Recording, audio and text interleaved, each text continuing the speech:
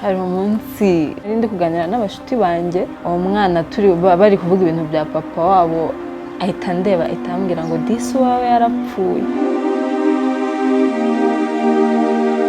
Nitwa Ugweneza Alia, ndi umunyeshuri w'amategeko, nkaba naravukiye muri famiye y'abana batatu, ndi imfura, nkaba naravukiye i Kigali.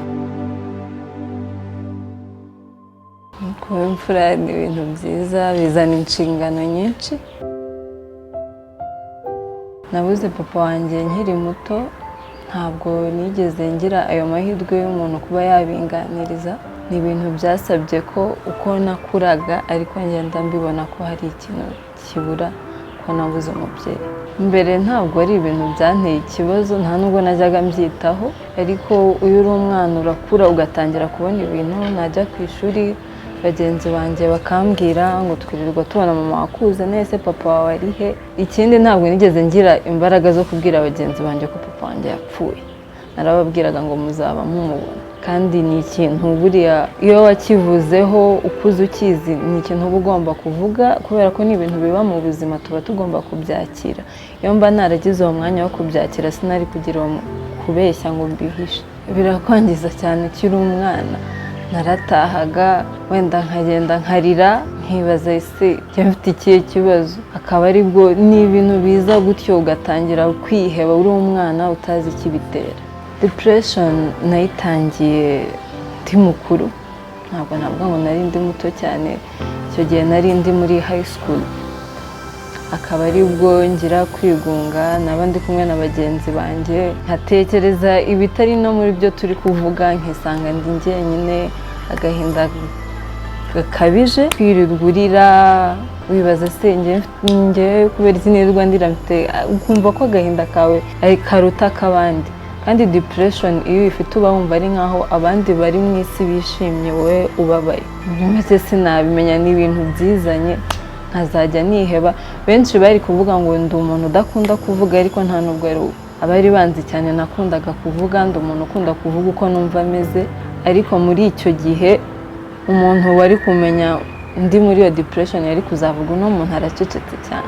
Cyambere mu gitondo narabyukaga ukumva nta motivation mfite. Hari kutagira motivation no munsi, ejo ukaba wayigira, ariko every day for about 1 month biba ari ibintu uhita wumva ko hari ikibazo ufite. Ukumva udashaka kujya muri bagenzi bawe, ukumva nta muntu ushaka guhura nawe, ukumva urashaka kuba uri wenyine kubera ko ari byo wumva biguha amahoro, ariko ntabwo ari byo biguha amahoro, nibwo urira.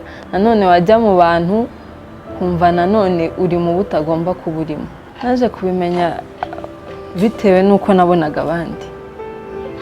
Hari ukuba ubona abandi bashobora kuba bari igihe gitoya, cyangwa bakaba bagira emotions zikarangira, ariko izawe zikazajya zihora ziriho igihe, ukwezi, amezi 2, amezi 3, amezi 4, ukibaza ni ibiki. Emotions zarivangaga cyane, ukaba wakwishima umunota umwe, ariko atari ukuvuga ngo urishimye kubera wishimye, urishimye kugira ngo wiyibagize ibyo uri gucamo. Ntabwo byari ibintu kuvuga ubu ugahora urakaye nta mpamvu ibitera. Nawe wayishakamo ukayibura, ariko ukabona ufite ako gahinda no kurakara. Depression yanjye yatangiye kuba deep nkigera mu wa mbere segonderi, akaba aribwo nagiye mpura n'ibintu byinshi.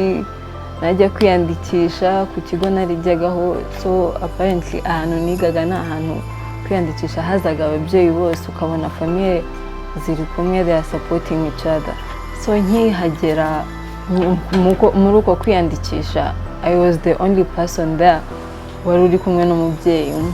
Aho ndabyihorera, nyine aho ntiwabyitaho cyane kubera ko muba muri mu bintu byinshi. As school started, abantu bakajya bambaza twabonye mama wawe, twashaka kubona papa wawe ukuntu ameze. Abanyeshuri babinganiza, ariko bakabikuganizaho nk'abantu they are genuine about it, ariko wowe there is a deeper thing that is behind all that. We hari ibyo uri butekereze bo batatekereza, batazi.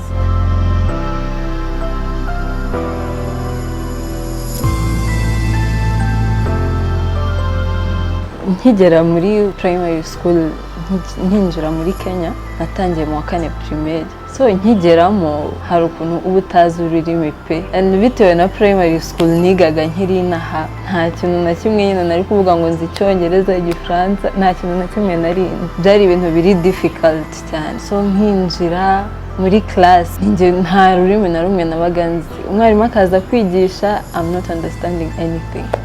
So that time hari ibintu byambabazaga. Aho nyuma ya saa sita abandi bana twigaga mu mwaka umwe bazaga kwiga, and that time I used to go to kindergarten muri gardienne kuba nakwiga nyine ibintu byoroshye by'Icyongereza, nkiga nka gutya chair, intebe, ibintu nk'ibyo.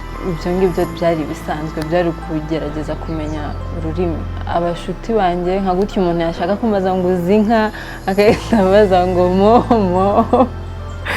So ni ibintu kuri njye ntekereza ko ari ibintu byari ubu mbitekereza biransetsa, ariko icyo gihe ntabwo byansetsaga, numvaga mbabaye kuba ntazi ibintu nisanze mu bantu bashyashya ntisanzuyemo.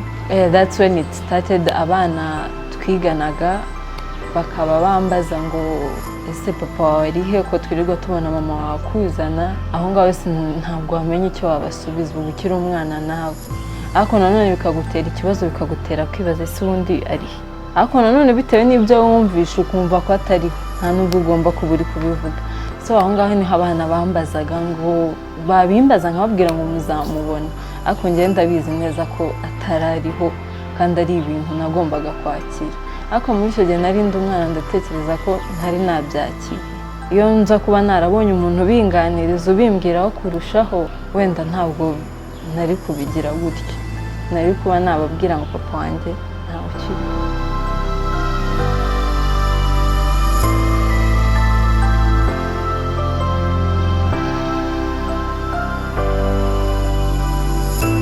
Muri icyo gihe uba ukiri umwana ntabwo uba uzi ko byakwitwa depression, ariko naje kubona ko n'umwana biroroshye cyane kuba umwana yabona ibintu bya depression.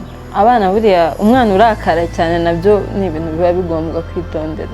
Umwana akarakara igihe kirekire kitari nk'icy'abandi bana. Hari umwana kuba yakwirakaza iminota 5, iminota 10, iminota 30 isaha, ariko hari n'umwana wirakaza umunsi wose, iminsi 2. Aho ngaho hari ibindi aba yatekerejeho birenze ibyabaye. So nuko nari meze ndi umwana, narakazwaga n'ibintu bito. Ikindi kintu cyangoye kurushaho nuko nahise njya muri boarding school. Ntabwo nigeze niga nta habe na gato, kandi boarding school buri muntu aba yimenya, buri mwana aba afite ibibazo bye. So nka gutya najya koga, najya muri douche, nkibuka ibyo umwana yambwiye kare hatangira kurira. Ntabwo yabaga yambwiye ibintu bigize, ni kwa kundi umwana ashobora kuba yakubajije ikibazo, mbese kubera iki mwajeho mugumaho mwari muri ibintu nk'ibyo, nkahita ngenda nkarira. Njye numvaga ari ibintu bikomeye. Icyo gihe nari ndi umwana ntabwo azi gukontrolinga emotions ze.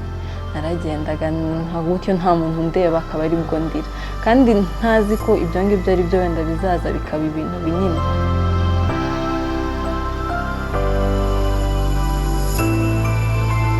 Hari umunsi ndi kuganira n'abashuti banjye, uwo mwana bari kuvuga ibintu bya papa wabo, ahita ndeba, ahita ambwira ngo disi wawe yarapfuye. And at that moment nibwo nahise ndira. Sinzi impamvu icyo gihe nahise ndira, sinzi icyabiteye, ariko byari ibintu kuri njye na n'ubu ntazigera nibagirwa, byarambabaje. Ukimenya ko ufite depression ntabwo ari ibintu abantu bose bashobora kuba bakumva ngo ufite iki kibazo. Aho ngaho nisangaga ndi kumwe, abantu bakumva ko uri umuntu ufite ikibazo abantu batakunda. Bagirana n'umuntu ikibazo 1, 2, 3 bakahita bavuga uyu ariko agirana ibibazo n'abantu bose. Uhita utangira kugira ibibazo n'abantu muri sosiyete, wenda byatagombye kuba bihari, ari ibibazo byizanye kubera ibyo uri gucamo. Depression ntabwo wavuga ngo kubera ko kanaka yankoreye ikintu abaye depressed. Depression ni icyo gihe usanga wiyanze, wigunze, wumva ko ufite ikibazo kandi nta mpamvu n'imwe ibitera. Wayishaka ukayibura pe, ariko muri icyo gihe uba wumva ibintu byose ari ikibazo. Umuntu yagukoreye akantu ukahita wumva ko ari ikibazo, ariko nanone ubitekereje neza ugasanga ntabwo ari ikibazo. ibyo uwo kanaka yakubwiye, ibyo kanaka yakukore ntabwo ari ikibazo, ahubwo ikibazo ni ukuba ufite agahinda kizana ukiyumvamo pe, n'ibintu wiyumvamo ukumva mfite stress ariko utazi iyo stress ikiri kuyitera. Emotion nyinshi ziza zikakwivangamo ku buryo utazi uburyo wazikontorora cyangwa utamenya ibiri kuba. Ku bakobwa bakiri bato kenshi muri ibyo bihe bya depression uhura n'abantu benshi ukumva ko uwo muntu ari we uzakubera safe place, ari we wakwisangaho, ari we uzagufasha muri ibyo bintu, ariko ugasanga uwo muntu intentions ze imigambi ye kuri wowe atari nk'ibyo utekereza. Muri icyo gihe cya depression biba byoroshye kuba wakizera abantu. Umuntu ukugiriye impuhwe nkeya izo arizo zose uba wumva ko nyine ari we muntu ugukunda gusa, uba wumva ko ari we ukwitayeho, kandi aho ngaho niho ushobora umuntu kuba yakwerekana ibyo bintu. Ni ibintu byoroshye, buri muntu ukiri muri depression yakwereka ko agukunze, ariko ntiwamenya uko biri, ntabwo biragoye cyane. Mu gihe uri muri depression wenda ndatekereza ko byaba byiza kuba igihe birangiza neza ibyo bya depression washaka uko wazajya wirinda ibyayongera. Nkagutya iyo uri umukobwa muto ukiri depressed, nanone umukobwa muto obviously hari ukuntu uba umeze, emotions zikiri nyinshi icyo gihe ntabwo ari ibintu wakwirinda, ariko muri icyo gihe nanone hari igihe ushobora guhura n'umuntu ukamwizera, ukizera ko uwo muntu agufitiye imigambi myiza. Biba byoroshye cyane uri umuntu uri depressed, umuntu ukugiriye impuhwe niyo zaba zingana gute uhita wumva ko this person is on my side. Ariko kuba umuntu ari kuri side yawe icyo gihe ntabwo bivuze ko azayigumaho, ntabwo bigumye ko iyo side yawe iriho nta advantage afitemo. Ni ibintu biba bigoye.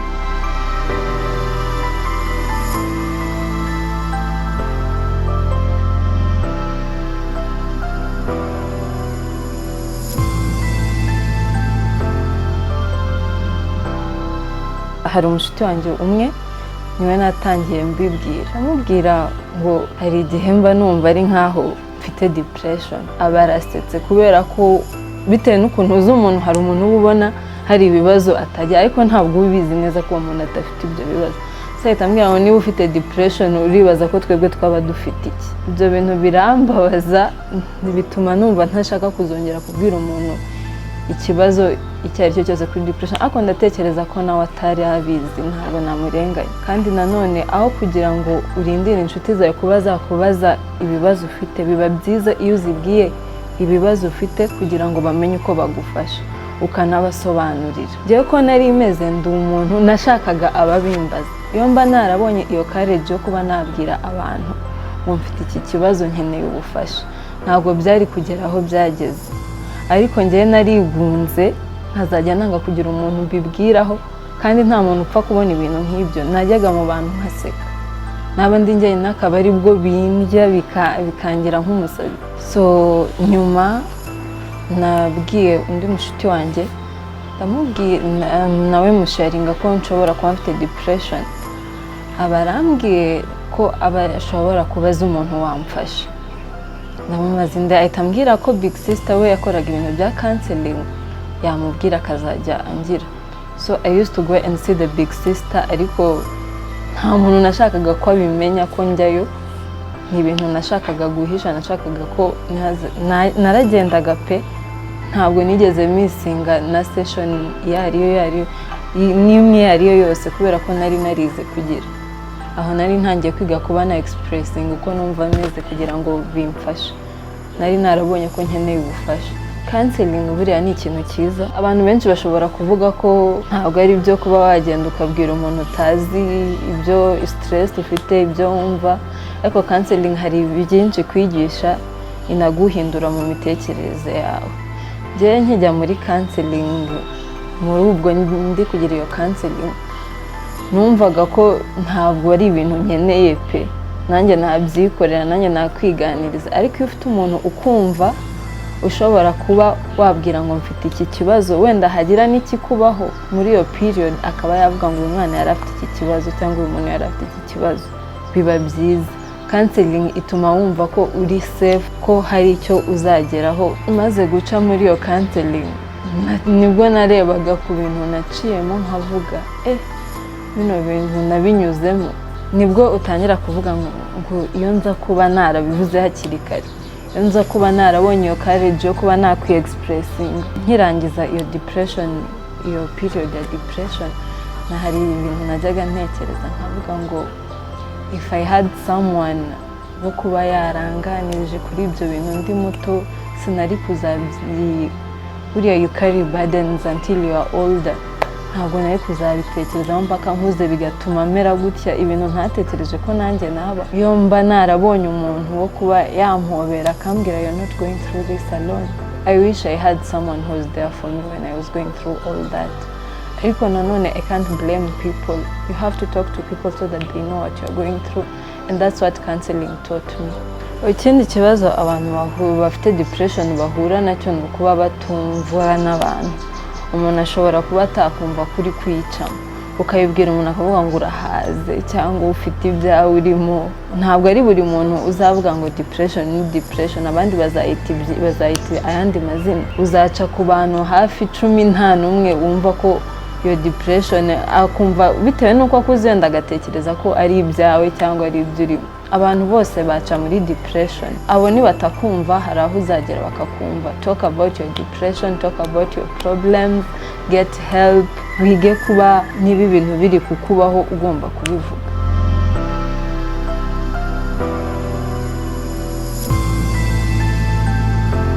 Ubungubu I'm always in touch with my mental health. Mfite ikibazo mba ngomba kubivugaho. Iyo umuntu numva hari ukuntu ibintu bitari kugenda neza ngomba kumubwira, whether nyine we akabyumva cyangwa ntabyumve, ariko iyo uvuze ibyo wumva bikuri mu mutima birashira.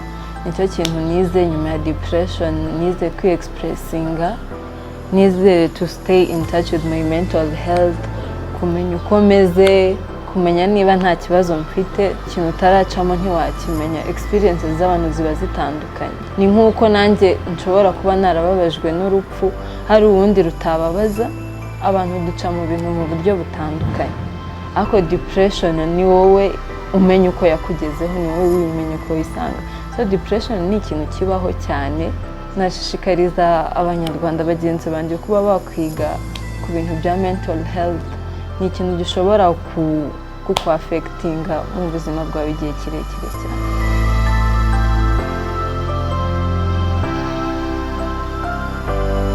Ku bakobwa bato bakiri muri iyo phase ya depression, bakiri gushakisha uburyo bayivamo, nabashishikariza cyane kwirinda abahungu. Muri icyo gihe ntabwo umenya umuntu ugufitiye ibyiza n'ibibi. Ntabwo ari ikibazo kuba wagira iyo relationship n'umuntu cyangwa ibyo ushaka n'umuntu uwo ari we wese, ni uburenganzira bwa buri muntu.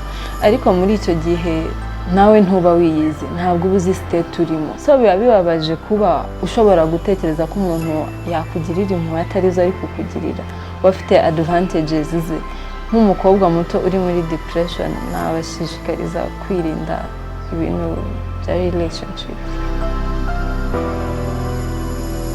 Iriya story yatumye mba open ku bintu byinshi. Nararebaga nkavuga nawe yaciye muri iki, ni ikintu natekerezaga ko ari njye gusa uri kugicamo, ariko naje gusanga hari n'abantu benshi. Iriya story n'izindi nagiye ndeba, nabonye ko abantu benshi baca mu bintu bitandukanye, cyangwa hari n'igihe duca mu bintu bimwe, ariko kubera ko tutazi ko mugenzi wacu ari kubicamo, tukumva ko ari twe twenyine tubirimo. Inama nagira abantu ni ukuba bakwiga kumenya cyangwa kwita ku bibazo bafite. Iyo wakiriye ko ufite iki kibazo ugashakisha ubufasha, biba byoroshye kurusha kuba wakwicara uburindiriye. Wumva ufite ikibazo, wumva ufite icyo kibazo cya depression. Depression buriya ni ikintu kiba kigoye kuba wa opening up about it, ariko once you do, you feel like it was worth it. Kandi ni ikintu nashishikariza abantu benshi ko kuba niwumvaho ufite ikibazo cya mental health yawe, ikibazo icyo ari cyo cyose, biba byiza iyo ubisangije abandi cyangwa ugashaka ubufasha hakiri kare, ntibizagere ku rwego utatekereza.